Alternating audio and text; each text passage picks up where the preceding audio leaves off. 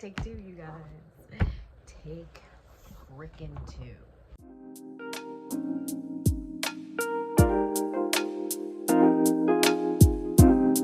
Hello everyone, welcome back to my booktube channel. We are in a little bit of a different location. We are on my bed. You might be able to tell the sun is in fact setting. It's dark. It is in fact almost 9 p.m. But I have just come to the conclusion that I need to refilm this video because A, I didn't really love how it turned out to begin with, and B, it refuses to import onto my computer. So we're just going to reshoot it. Long-winded explanation of basically saying we're gonna reshoot my June wrap-up.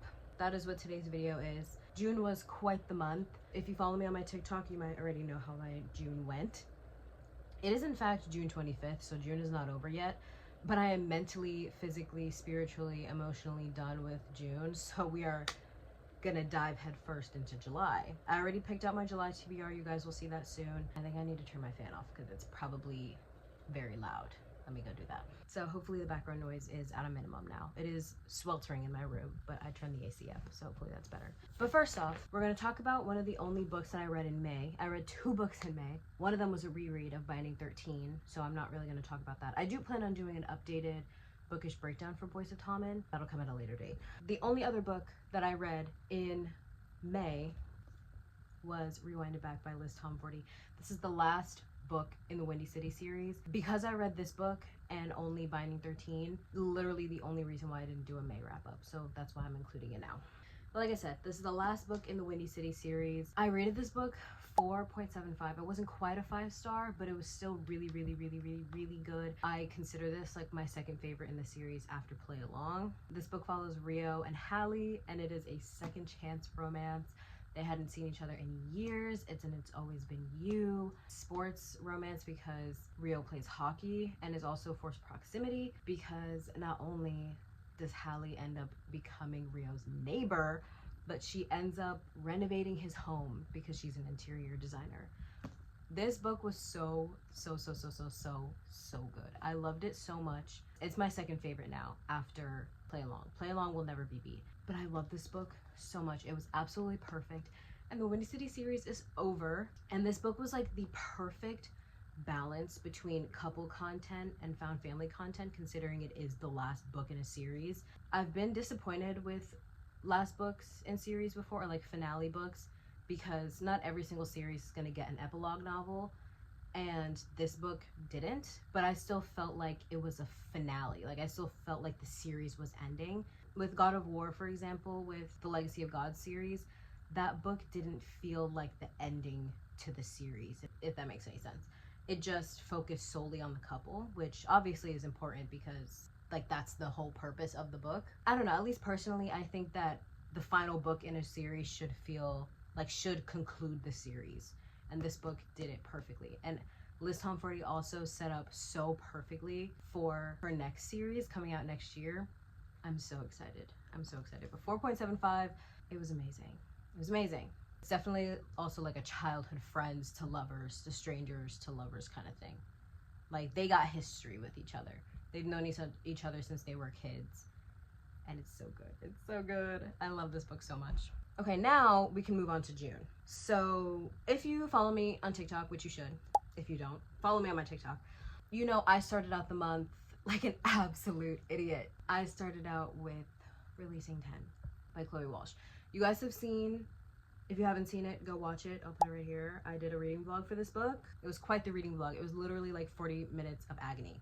Probably one of the most painful books I've ever read, only to really be compared with the other books in the series. This book was 6 stars. It is a new god tier of mine. I love it so much. And I could only imagine what Lizzie and Huey's other books are going to be like. But this is the 6th book, the most recent release in the Boys of Tommen series by Chloe Walsh. This book specifically follows Lizzie and Huey. You see them in the previous books. You anticipate their story the entire time, especially in Taming 7, which is the book right before this one. This book did not disappoint me at all. Personally, I was not a Lizzie defender. I did not like her for the way that she treated one of the other characters in this series. And this book did everything it needed to for me to fully understand her and understand why she says the things she does, why she behaves and acts the way that she does. This book did it perfectly. I don't really want to tell you too much about this other than search up your trigger warnings for one, because this book, as well as the rest of the entire series, is incredibly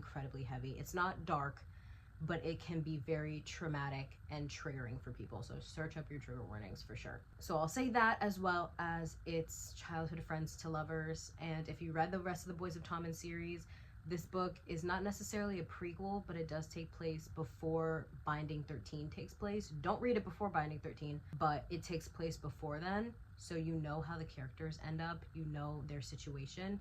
This book ends right before Binding 13 starts. Just to give you a little bit of like timeline. Oh my god, this book was everything though. It was so good. It was everything I needed it to be. Yeah, I love Lizzie and I love Huey with everything in me, and I cannot wait for their next book.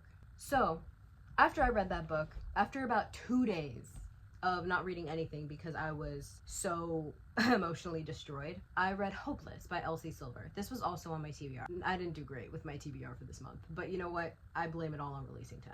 I read Hopeless by Elsie Silver. This is the last book in the Chestnut Springs series, so you guys will get a bookish breakdown for this as well very soon.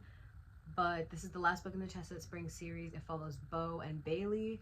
And I rated this book 4 stars. When I first read it, I rated it 4.25, but now that I've like let it simmer a little bit longer, it's a 4-star. I like it a little bit more than I liked Flawless, but it's still a 4-star. Like I said, this book follows Bo and Bailey, and it is like a fake relationship, fake fiance kind of thing. Because basically, he is an Eaton. If you read the rest of the Chestnut Springs series, he is the last Eaton brother.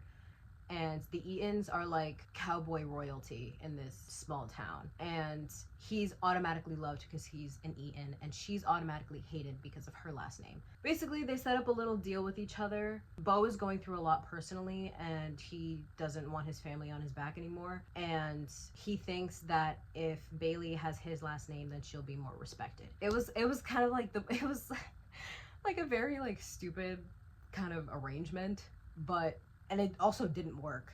Spoiler alert, but it didn't work. I loved Bailey. Bo, he was okay. Cade will always be my favorite of the Eaton brothers. I love that man.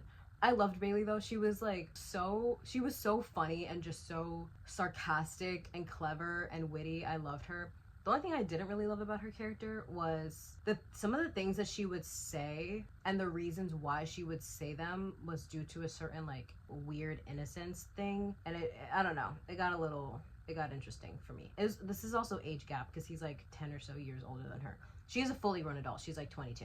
He's like 35, but you know, still age gap. It was okay. I loved Bailey. I did love how Bo very much accepted her right away. She was very much not respected, not liked in this small town.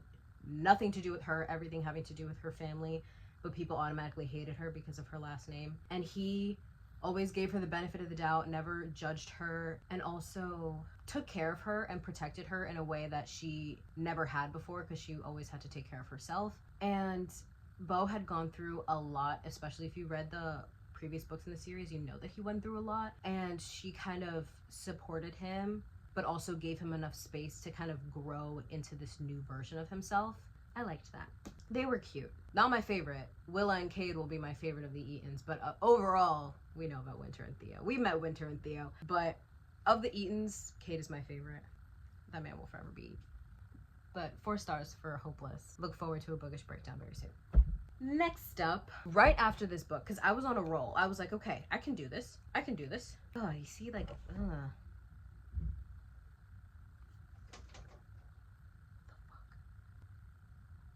Did y'all hear that? Am I going crazy? But anyway, right after that, I was like, I'm on a roll. I can do this. This releasing 10 shit is not going to get me. I will overcome this. So right after I read Hopeless, literally the same day, that night, I started The Pucking Wrong Date by C.R. Jane. This is the 3rd book in the Pucking Wrong series. These are all dark hockey romances. There's 2 more after this one that I still need to read, but this is the 3rd one. It follows Walker and Olivia, and I don't really know what to tell you. It's kind of like hockey superstar meets fallen pop star, and it's incredibly unhinged. All of these men are incredibly unhinged. So search it for trigger warnings. These men are unhinged. Like, when I say they will all do whatever they have to get these women, they will do whatever they have to get these women. Like, unfathomable things. But it's always a great time. I rated this book 3.75. It was really good. It's not like anything super crazy. I read these for a good time. They're short, they're bingeable, they're very easy to get through, and like I said, they're always a good time. So I don't really want to tell you too much else about the plot because I don't want to spoil anything, and if I do say anything, if I say even the slightest thing, it will spoil it. But that's the basic premise of it. Like I said, search up your trigger warnings, make sure this is for you. It's definitely not for everybody because, like I said, these men are unhinged, but I loved it. It was so good. I would say the first book was my favorite plot-wise, but Ari, the guy from the second book, is my favorite. That's The Fucking Wrong Date. And then after that, tried reading a few books here and there. It didn't really work. But the next book I read and finished was Daisy Hates The Great Undoing by Jessa Hastings. You guys saw my reading vlog for this. I rated this book 5 stars. It was so good. It was... This book is the 4th book in the Magnolia Parks universe, but the second Daisy Hates book. It follows Daisy, Christian, and Julian, and I'm not going to tell you anything about this because you won't understand this book unless you read the rest of the series, especially if you don't read the first Daisy Hates book. So I don't really want to tell you anything about this because you can't just read this book. At the very least, you have to read the first Daisy Hates book. But I will say, Daisy and Christian are the relationship. Julian is Daisy's older brother. So it's not a love triangle or anything like that. Oh my god, it was 5 stars. It was so good. Like, and this book has some of the best quotes. Oh my god, the driving lesson car. Oh my god, I tabbed the living shit out of this. In another life, I reckon I could have loved you. Oh my god, oh my god, oh my god. I love this book so much. It's the great undoing of my heart as I know it. A face I'd lose anything for, even her. I physically cannot. I cannot. I tried going into the Dark after that, but I fear that did not happen. But the last book that I read this month, because I physically could not read anything, you guys.